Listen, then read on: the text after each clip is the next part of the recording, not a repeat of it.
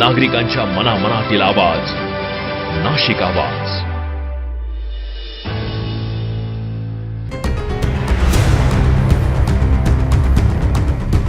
Dwarka service रोडवर चिखलाचे साम्राज्य, नागरिक आणि व्यापारी त्रस्त. नाशिकच्या द्वारका परिसरातील सर्व्हिस रोड गेल्या 3-4 महिन्यापासून सुरू असलेल्या अपूर्ण आणि रखडलेल्या कामामुळे अक्षरशः चिखलमय झालाय.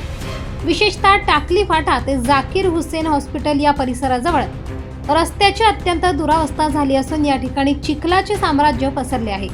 रस्त्यावरून माती काढून टाकलेल्या पाईपलाईनवर पुन्हा तीच माती टाकण्यात आल्याने आणि निकृष्ट दर्जाचे काम झाल्यामुळे थोड्याफार पावसात किंवा पाणी साचल्याने संपूर्ण रस्ता दलदलीत रूपांतरित झाला आहे.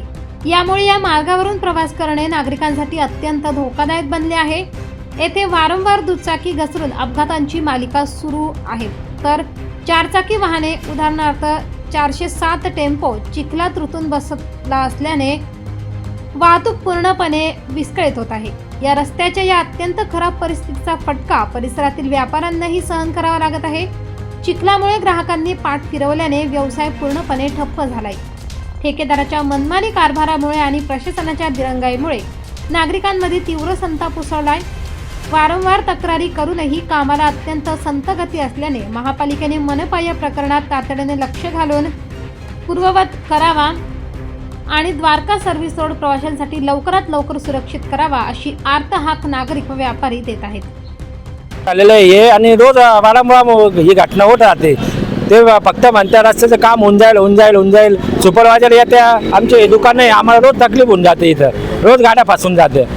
आता रोज लवकर काम व्हायला पाहिजे ना. आमचं रोज आमचं काम चाललं पाहिजे ना. रोज आम्हाला ये जायचा रस्ता आहे ना तो. आज 10-12 घटना होऊन गेलेल्या आतापर्यंत.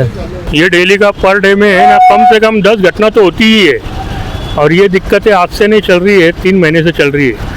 अभी ये गाड़ी जो फंसी है, इसी तरह के कम से कम दिन में 10 बार गाड़ियाँ फंसती है. ये इन्होंने लेवल करके गए, लेकिन पूरी तरह से उसको जैसा चाहिए था वैसा लेवल किया नहीं है.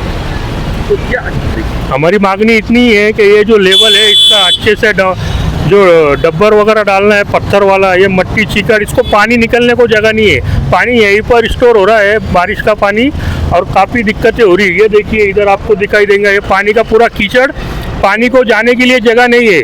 और जगह नहीं होने की वजह से ये वहाँ पर ही तुम रहा है और सारी गाड़ियाँ फंस रही है. अभी ये सिर्फ गाड़ियों का मसला नहीं है, अगर अंधेरे में कोई इंसान भी जा रहा है तो उसका पैर 1-2 फुट नीचे चला जा रहा है. इसका जो रोलर के थ्रू जो लेवल करना है वो किया नहीं जा रहा है.